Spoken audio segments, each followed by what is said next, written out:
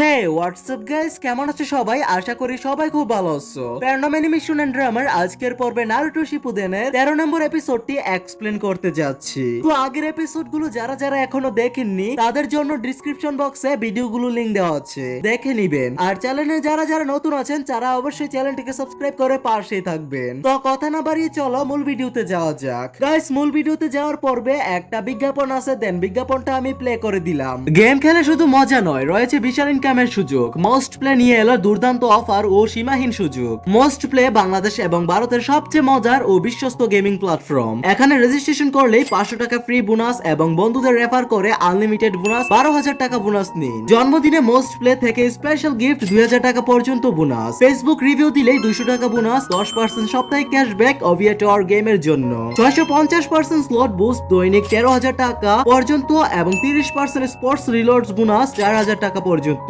এখানে সবচেয়ে দ্রুত ও নিরাপদ লেনদেন বাংলাদেশ বিকাশ নগদ রকেট উপায় দিয়ে দ্রুত ডিপোজিট এবং উইথড্র করুন। এখনই পিন কমেন্টে গিয়ে মোস্ট প্লেতে রেজিস্ট্রেশন করুন, তাহলে বড় জিতুন মজা উপভোগ করুন, বিশাল ইনকামের সুযোগ নিন। তো এপিসোডের শুরুতে পূর্বের এপিসোডের কিছু রিক্যাপ দেখা যায়, যেখানে মাইট গে বলতেছে, কিরে ভাই তুই কে, আমাদের কি আগে কখনো দেখা হয়েছিল নাকি? তখন কিসামে বলে, তোমাকে বিস্ট কেন বলা হয় তা আমি এখন বুঝতে পারতেছি, আর তোমার ব্রেন জন্তুদের মতোই, তুমি চিন্তা করো না, আমি তোমার ব্রেন রিফ্রেশ করব না। তারপর আমরা কাকাশিদের দেখতে পাই, তখন সেখানে গ্রেনিচি ইতাচি উচিহাকে দেখে বলতে থাকে, তাহলে কি তুমি সেই যে কিনা তার পুরো ব্লিজকে ধ্বংস করে ফেলেছে? তারপর ইতাচি বলে, নারুটো সাকুরা কাকাশি, অনেকদিন পর তোমাদের সাথে দেখা হলো। তখন সেখানে সাকুরা বলে, তার শারিনগান একেবারে সাসকের মতোই, তাহলে এই ইতাচি নারুটো আর সাসকের জীবন শেষ করে ফেলেছে। তখন নারুটো বলে, আমরা কি তোমার জন্য যথেষ্ট ছিলাম না, তোমার গাড়ার পেছনেও যেতে হলো? আর নারুটো তারপর রেগে গিয়ে বলে,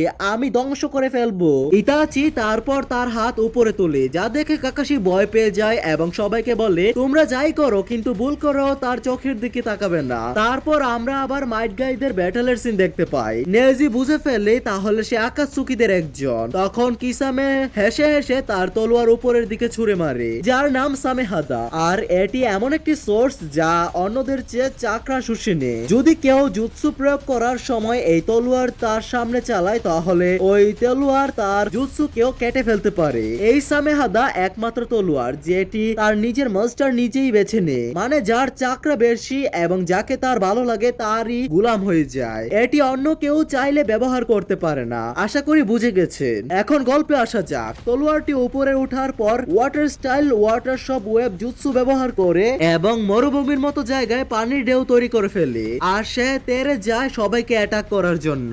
আর তখনই আমরা কাকাশিদের ব্যাটেলে চলে আসি। তখন কাকাশি বলে, ইতাচির গেনজুৎসু খুবই মারাত্মক, আর যদি তুমি তার চোখের দিকে না তাকাও তাহলে সে তোমার কিছুই করতে পারবে না। যেটা শুনে তখন নারুটো বলে, এগুলো আমরা আগে থেকেই জানি। আর সাকুরা তখন বলে, ঠিক আছে এটা না হয় বুঝলাম, কিন্তু আমরা তার চোখের দিকে না তাকিয়ে তার সাথে কিভাবে ফাইট করব?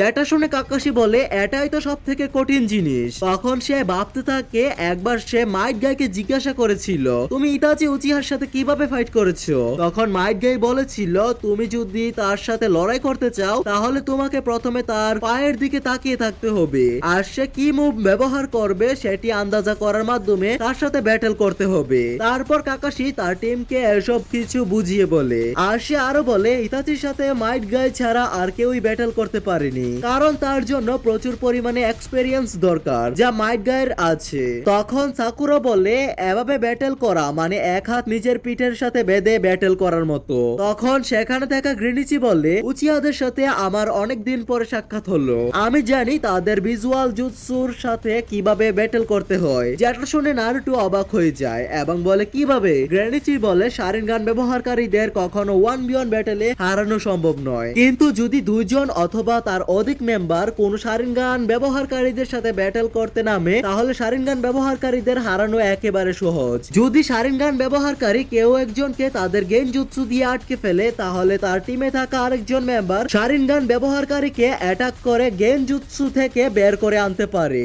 যদি তুমি শারিনগান ব্যবহারকারীকে কোনোভাবে অ্যাটাক করতে সফল না হও তারপরেও চিন্তার কোনো কারণ নেই। শারিনগান ব্যবহারকারী মনে করো আমাদের নারুটোকে আটকে ফেলেছে, তাহলে নারুটোকে আঘাত করলে সেই গেনজুৎসু থেকে বের হয়ে আসতে পারবে। এভাবেই শারিনগান ব্যবহারকারীদের অতি সহজেই হারানো যায়। যদি শারিনগান ব্যবহারকারীদের প্রতি প্রতিদ্বন্দ্বী একের অধিক হয়। তখন নারুটো বলে, আপনি যদি বেঁচে থাকেন তাহলে আমরা এরকমই দারুণ দারুণ সকল টিপস এন্ড ট্রিক্স জানতে পারবো। তারপর নারুটো বলে, আমি অ্যাটাক করতে যাচ্ছি, কিন্তু তখনই কাকাশি তাকে থামায়। তারপর আমরা আবারও মাইট গাইদের ব্যাটেলে চলে যাই। দেখা যায় কিসামে ডেউ দিয়ে যখনই অ্যাটাক করতে যায় তখনই মাইট গাইয়ের টিম সরে যায় তাকে এড়িয়ে। এভাবে সে কয়েকবার অ্যাটাক করার জন্য চেষ্টা করে, কিন্তু কোনো কাজই হয় না। মাইট গাই হঠাৎ করে বলে ওঠে, তুমি তাহলে? যেটা শুনে কিসামে তখন বলে, তাহলে তোমার এই ছোট্ট মস্তিষ্কে আমার কথা মনে পড়ে গিয়েছে। তখন তাদের টিমে থাকা টেন বলে, তাহলে এত পানি মরুভূমিতে কিভাবে আসছে? তখন নেজি বলে, এই পরিমাণ পানি তৈরি করতে হলে প্রচুর পরিমাণে চাকরা দরকার, যা একেবারেই অসম্ভব। তারপর আমরা কাকাশিদের ব্যাটেলে চলে আসি। তখন নারুটো বলে, কাকাশি সেন্সি, আমাকে কেন থামাচ্ছেন? আর আমরা কেন এত অপেক্ষা করছি ইতাচিকে অ্যাটাক করতে? যেটা দেখে গ্রেনিচি বলে, কাকাশি তুমি মনে করছো আমার অ্যাডভাইস কাজ করবে না? তাহলে মনে করো তোমাদের আমার অ্যাডভাইস বিশ্বাস হচ্ছে না। যেটা শুনে তখন কাকাশি বলে, না, আমরা আপনার অ্যাডভাইসটাকে বিশ্বাস করি, আর এটি সাধারণ গেনজুৎসুর উপরে খুবই ভালোভাবে কাজ করবে, কিন্তু আমরা এখানে আরো জটিল সমস্যার সম্মুখীন হতে যাচ্ছি। যেটা শুনে তখন গ্রেনিচি বলে, এর মানে কি? কাকাশি বলে, সে তার মাঙ্গাকিও শারিনগান ব্যবহার করে, যা সম্পূর্ণ আলাদা। এটির জন্য জাস্ট ছোট একটা আই কন্ট্যাক্ট লাগে। যদি সে তার মাঙ্গাকিও শারিনগান দ্বারা অ্যাটাক করতে পারে তাহলে মাত্র কয়েক সেকেন্ডের সেখানে কয়েক দিনের মতো হয়ে যাবে। সেখানে সময় সম্পূর্ণ থেমে যাবে, বা এত ধীর হয়ে যাবে যে মাঙ্গাকিও শারিনগানের ভেতরে কয়েক সেকেন্ড বাস্তব জীবনে কয়েক দিনের বা কয়েক সপ্তাহের মতো হয়ে যাবে। আর আমি খুব ভালো করেই জানি, কারণ আমি সেখানে 3 দিন আটকা পড়েছিলাম। তারপর আমি এক সপ্তাহ পুরো অচেতন অবস্থায় হাসপাতালে পড়েছিলাম। এই গেনজুৎসু এভাবে কোনোদিন ভাঙ্গা যাবে না। তখন গ্রেনিচি বলে উঠে, তাহলে তো অনেক জটিল ব্যাপার এটা। ইতাচি আসলে খুবই বিপজ্জনক। ইতাচি তারপর বলে, ভেরি গুড কাকাশি, তাহলে আমার সুকুয়োমি তোমার উপরে নষ্ট হয়নি এক হিসাবে। যারা জানেন না তাদের বলে দেই, ইতাচি যে গেনজুৎসু ব্যবহার করে থাকে মাঙ্গাকিও শারিনগান বলা হয়, তার নামই সুকুয়োমি। তখন কাকাশি বলে, এর মাধ্যমে আমি অনেক কিছু শিখতে পেরেছি, আর তুমি শুধু শারিনগান ব্যবহার করো, যার জন্য তোমাকে অনেক বড় মূল্য দিতে হবে, আর এটি তোমাকে একেবারে ক্লান্ত করে ফেলে, তাই না? এর জন্যই তোমার ব্যাটল শেষ করার আগেই চলে যেতে হয়। কিসামেও বলেছিল, ইতাচি তুমি তোমার মাঙ্গাকিও শারিনগান ব্যবহার করার ফলে নিজের চোখের ক্ষতি করতেছো।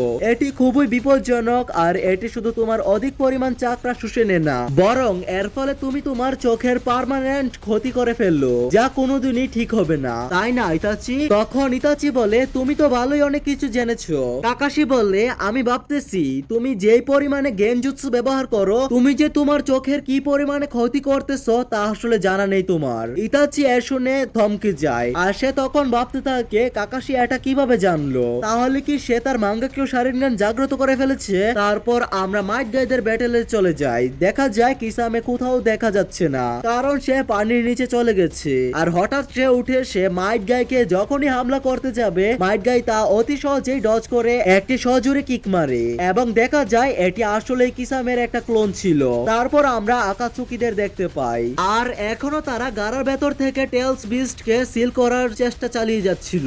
তাদের লিডার পিন বলে বোঝা যাচ্ছে কিসামে আর ইতাচি ব্যাটেলে অলরেডি জড়িয়ে পড়েছে। কিসামেকে দেখা যায় কয়েকবার মাইট গাইকে অ্যাটাক করে, কিন্তু কোনো কাজই হয় না, কারণ তাই জুৎসু ব্যবহার করলে মাইট গাইকে কেউই হারাতে পারে না। মাইট গাই রকলিকে ডাক দেয়। রকলি এক লাথিতে কিসামের তলোয়ারকে দূরে ফেলে দেয়, যা দেখে কিসামে অবাক হয়ে যায়। নেজি তখন তার একটা জুৎসু ব্যবহার করে অ্যাটাক করে, আর টেন পেপার বোমা ব্যবহার করে অ্যাটাক করে, যা দেখে কিসামে পালিয়ে যায়। তারপর নেজি তার বেকুগান দিয়ে দেখে যে কিসামে আসতেছে তাদের সামনে দিয়ে। তারপর ধীরে ধীরে কিসামে পানির নিচ থেকে উঠে আসে, আর এসে বলে, আমি ভাবিনি মাইট গাইয়ের সাথে তার স্টুডেন্টরাও এত পাওয়ারফুল নিনজা হবে। মাইট গাই তখন বলে, ওয়াটার জুৎসু আর বিশাল তলোয়ার তাহলে তুমি? তখনই কিসামে বলে, আর বলো না, তোমার এই ফালতু কথা আমার একেবারে মনে পড়েনি। মাইট গাই বলে, আমার মনে হচ্ছে তোমাকে আগে কোথাও দেখেছি। তখন টেন বলে, এরকমই শক্তিশালী একজনকেও আপনি কিভাবে বলতে পারেন? কিসামে বলে, তোমার নিজের লোকেরও জানা আছে যে তুমি কেমন। তারপর সে বলে, যথেষ্ট পরিমাণে ব্যথা যদি তোমাকে দেওয়া যায় তাহলে তোমার আমার কথা মনে পড়বে। তারপর আমরা কাকাশিদের দেখতে পাই। কাকাশি বলে, সেই প্রথমবার আমি তোমাকে আন্ডার এস্টিমেট করে ফেলেছিলাম, কিন্তু আমি এখন আগের মতো বোকা নই, এইবার আগের মতো একবারও হব না। নারুটো বলে, ইতাচি তুমি ভুলে যেও না, আমি এখন আগের মতো আছি, অনেক কিছু এখন আলাদা। কাকাশি নারুটোকে বলে তাকে আমার কাছে ছেড়ে দাও। নারুটো এই শুনে ভাবতে থাকে এটি আবারও আগের মতনই হচ্ছে। কাকাশি সেনসি তাজুনাকে রক্ষা করবে বলে নিজেই একা ফাইট করত। নারুটো তখন বলে আমার এখন এরকম টিম ওয়ার্ক একদমই পছন্দ করি না, কিছু না করে ইউজলেস এর মতন পেছনে বসে থাকা। কাকাশি তখন বলে আমি আসলে চাই যে তুমি ব্যাটেলে যাও, কিন্তু এখন সম্পূর্ণ আলাদা। আমি এইবার তোমাদের বসে থাকতে বলবো না, কিছু না করে তোমরা আমাকে পেছন থেকে সাহায্য করবে, যা শুনে নারুটো খুশি হয়ে যায়। তারপর আমরা আবারও মাইট গাইদের ব্যাটেলে চলে যাই। মাইট গাই তখন বলে এখন আমাদের অ্যাটাক করার সময়, আমি তাকে অ্যাটাক করতে যাব, আর তোমরা সুযোগ পেলেই তাকে অ্যাটাক করা শুরু করবে। একে একে মাইট গাই, রকলি, নেজি আর টেন অ্যাটাক করে, কিন্তু কোনো কাজই হয় না। তখন নেজি বলে সব থেকে বড় সমস্যা হলো তার তলোয়ার, এটি কিছু করতে গেলেই বাধা দেয়, আগে আমাদেরকে তার তলোয়ারটা সরাতে হবে। মাইট গাই তখন কিসামেকে বলে এই তলোয়ার তোমার তাই না? যেটা শুনে তখন কিসামে বলে তাহলে তোমার মনে পড়েছে আমার কথা? নেজি তখন বলে এই তলোয়ার তার না হলে আর কার হবে? মাইট গাই এখানে বড় একটা ডিফারেন্স আছে যে এটি কার তলোয়ার তা জানা। রকলি বলে দারুণ বলেছেন গাই সেন্সি, এটা অনেক সিম্পল কিন্তু অনেক মিনিং এ ভরা। গাইস আমার মনে হয় রকলি আসলে মাইট গাইয়েরই ছেলে, তা না হলে তাদের চিন্তা ভাবনা একরকম কিভাবে? যেটা শুনে তখন টেন রকলিকে বলে তোমার কি মাইট গাই যা বলে তাই ভালো লাগে? যেটা শুনে নেজি তখন বলে টেন বাদ দাও, তারা আসলে এমনই। মাইট গাই তখন এগিয়ে যায় অ্যাটাক করার জন্য। তখন আমরা আবার ইতাচিদের ব্যাটেলে চলে আসি। ইতাচি তারপর নারুটোকে বলে এখন তোমার পালা নারুটো। কাকাশি দৌড়ে যায় তাকে অ্যাটাক করার জন্য এবং বলে তার আগে আমার সাথে ফাইট করো। তখন ইতাচি তার অ্যাটাক থামিয়ে তার ক্লোন তৈরি করতে যায় নারুটোকে অ্যাটাক করতে। নারুটো তাকে রাশিয়ান গান দিয়ে হিট করে ধ্বংস করে ফেলে। তখনই নারুটো দেখে সবাই মাটিতে পড়ে রয়েছে। সাকুরা অনেক কষ্টে উপরে উঠতে থাকে। যখনই সে উঠতে যায় তখনই সে সাকুরা থেকে ইতাচিতে পরিবর্তন হয়ে যায়। তার মানে নারুটো এখন ইতাচিদের গেনজুৎসুর ভেতরে আটকা পড়ে আছে। তারপর মাইট গাইকে দেখা যায় কিসামের তলোয়ার ছিনিয়ে নে এবং তার স্কোয়াডের সবাইকে বলে অ্যাটাক করার জন্য। কিসামে রকলি, নেজি এবং টেনকে ওয়াটার প্রিজনের ভেতরে আটকে ফেলে, যা থেকে বের হওয়া অসম্ভব, যেমনটা আগে জাবুজা কাকাশিকে করেছিল। মাইট গাই কিসামের তলোয়ার নিয়ে কিসামেকে অ্যাটাক করতে যায়, আর তখনই কিসামের তলোয়ার থেকে কাটা বের হয়ে মাইট গাইয়ের হাত কেটে ফেলে। আগেই বলেছিলাম কিসামের তলোয়ার তার মালিকের গুলাম। সাকুরার পাশাপাশি গ্রেনিচি ও কাকাশি সেনসি সবাই ইতাচি হয়ে যায়। তখন নারুটো চিল্লাতে থাকে আর বলতে থাকে যে এসব কি হচ্ছে আমার সাথে, আর এগুলো কি? আর গাইস এগুলোই হচ্ছে ইতাচির গেনজুৎসু। আর এর সাথে এই এপিসোডটির সমাপ্তি হয়ে যায়। তো পরবর্তী এপিসোডে কি হবে তা জানার জন্য চ্যানেলটিকে সাবস্ক্রাইব করে পাশেই থাকবেন। টেক কেয়ার, আল্লাহ হাফেজ।